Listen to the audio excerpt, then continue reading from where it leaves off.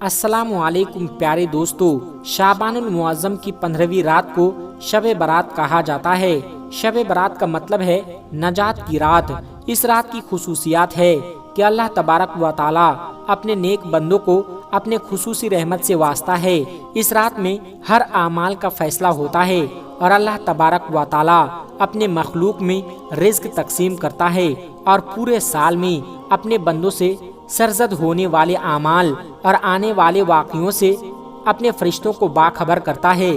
حضرت ابو بکر صدیق رضی اللہ تعالیٰ عنہ سے روایت ہے کہ وہ فرماتے ہیں کہ نبی کریم حضرت محمد صلی اللہ علیہ وسلم نے فرمایا، اٹھو، شعبان کی 15ویں رات ہے، بالیقین یہ رات مبارک رات ہے۔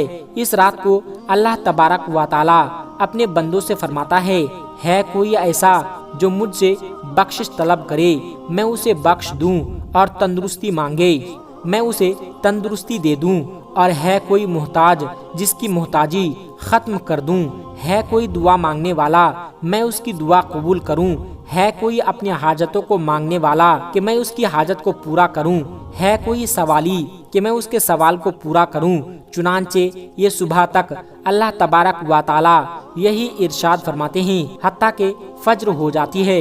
حضرت علی رضی اللہ تعالیٰ عنہ سے روایت ہے کہ نبی کریم حضرت محمد صلی اللہ علیہ وسلم نے فرمایا، جب شعبان کی 15ویں رات ہو تب قیام کرو اور دن کا روزہ رکھو، کیونکہ نفس شعبان کا سورج غروب ہوتے ہی اللہ تبارک و تعالی پہلے آسمان کی طرف خاص تجلی فرماتا ہے اور 4 لوگوں کو چھوڑ کر باقی سب کی بخشش کر دیتا ہے، اور 4 لوگوں میں سب سے پہلے نمبر پر وہ ہیں جو مشرک ہو، یعنی اللہ پاک کے ساتھ میں غیر خدا کو شریک کرتا ہو، دوسرا وہ جو اپنے دلوں میں دوسرے کے لیے کینہ رکھتا ہو، تیسرا وہ جو رشتہ داروں سے قطعی تعلق کرتے ہوں یعنی کہ رشتہ توڑتے ہوں، چوتھے نمبر پر بدکار عورت اور شراب پینے والا۔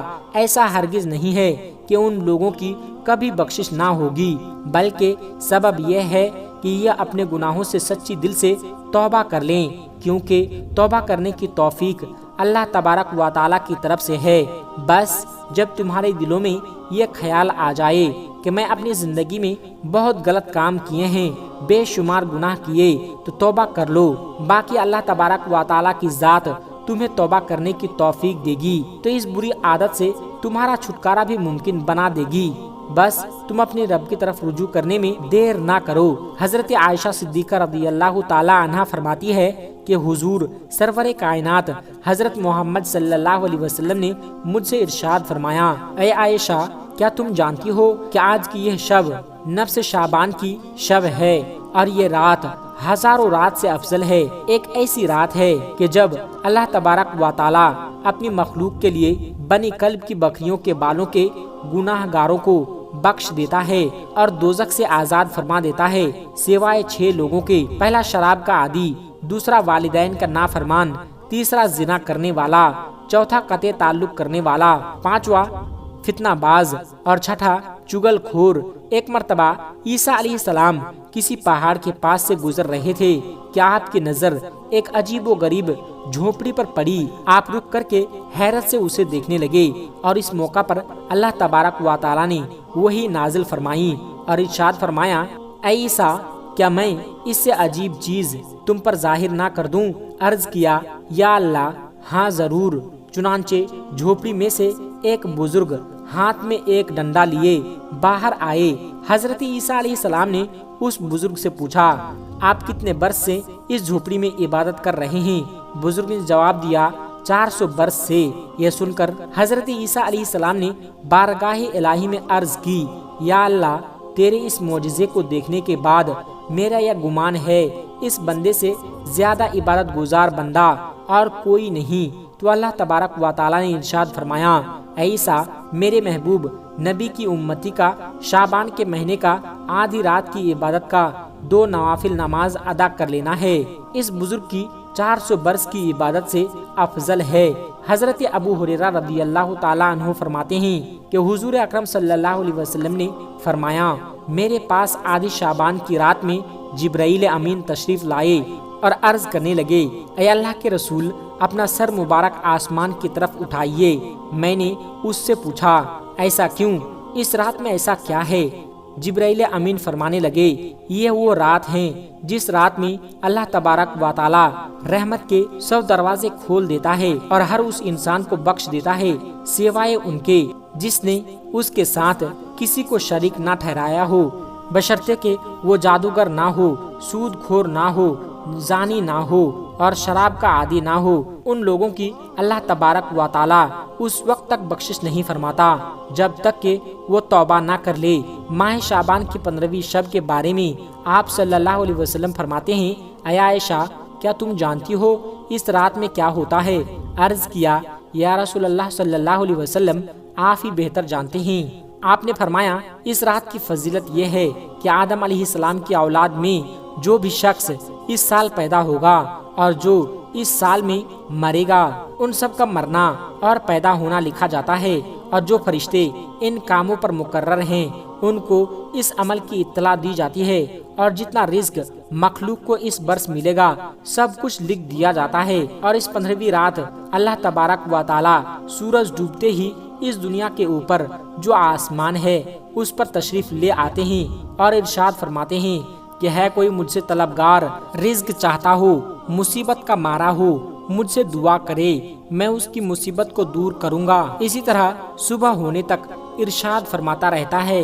बस बंदे को चाहिए इस रात खूब इबादत करें, अपने गुनाहों की माफी मांगे और 15वीं का रोजा रखे।